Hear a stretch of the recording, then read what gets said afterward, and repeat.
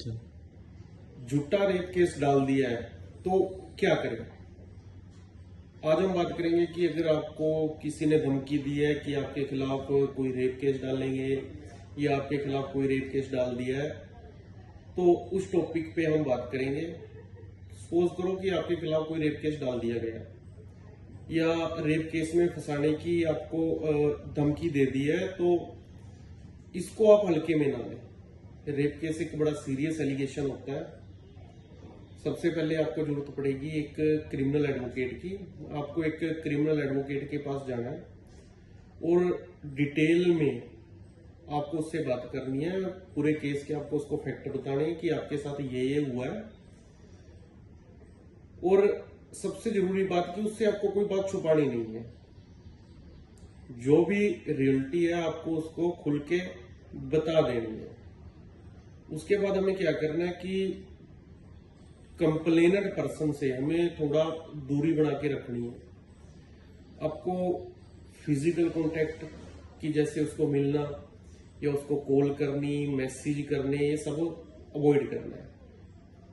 अगर आप ऐसा नहीं करोगे तो ये आपके खिलाफ एज ए सबूत कोर्ट में पेश किया जाएगा और इससे आपका नुकसान होगा। इसके बाद हमें अपने इमोशंस पे कंट्रोल रखना है कि जैसे किसी ने आपको धमकी दी है कि रेप केस लगाएंगे या आपके खिलाफ कंप्लेंट मूव की है और आप अग्रेसिव हो जाओ, अग्रेसिव होकर जाके उससे लड़ाई झगड़ा करना स्टार्ट कर दो, मारपीट करो, गाली गलौज करो, तो इससे आपको बचना है। अगर आप ऐसा करोगे तो आप अपनी बेल की टर्म एंड कंडीशंस जो होती हैं उसको वॉलेट कर दोगे और इससे आपका नुकसान होने वाला है। तो इन सब चीजों से आपको बचना है और हमें कोशिश करनी है कि हम ये प्रूव करें कि जो ये केस डाला गया है ये सरासर झूठा केस है। उसके लिए आपको क्या करना होगा कि आपको प्रूव करना होगा कि जिस दिन का ये इंसिडेंट बताया जा रहा है या जिस तारीख का ये बताया जा रहा है उस दिन आप यहाँ पे मौजूद नहीं थे, आप कहीं बाहर थे। इसको आप देखो दोस्तों, टेक्नोलॉजी का जमाना है आज का। प्रूव कर सकते, बड़े इजीली प्रूव कर सकते हो कि आप यहाँ नहीं हो। कहीं की वीडियोग्राफ जैसे सीसीटीवी लगे हुए हैं या आपके पास बस टिकट है या कुछ भी आपके पास विटनेस है, उसको एज ए एविडेंस आप करवा सकते हो अपने फेवर के अंदर। उससे प्रूव हो जाएगा कि आप उस दिन मौजूद नहीं थे। रेप केस की किसी ने धमकी दिया तो उसका देखो, या रेप केस डाला, उसका कोई ना कोई मोटिव तो होगा कि आपके खिलाफ केस डालना क्यों जा रहा है। सबसे पहले आपको मोटिव का पता करना है कि उसका मेन मोटिव है क्या।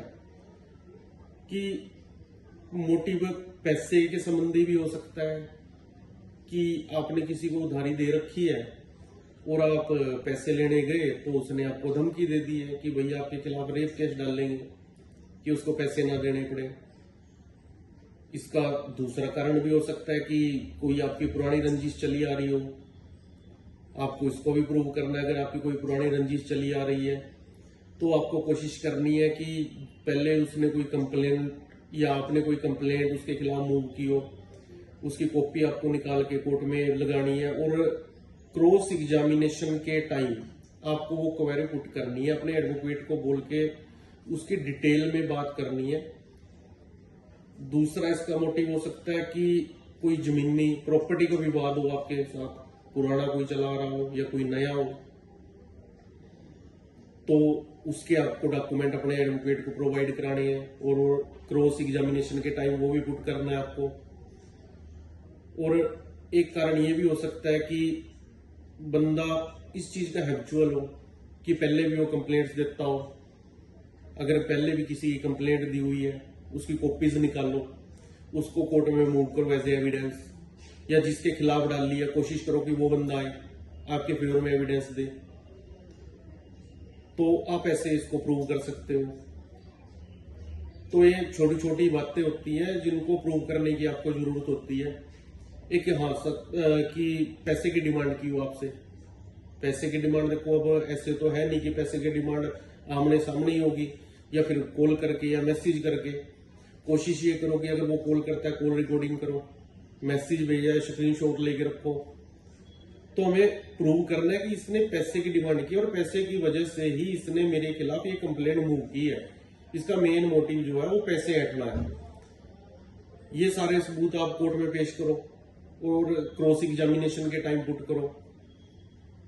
तो ऐसे आपको ठंडे दिमाग से बैठ के सोचना है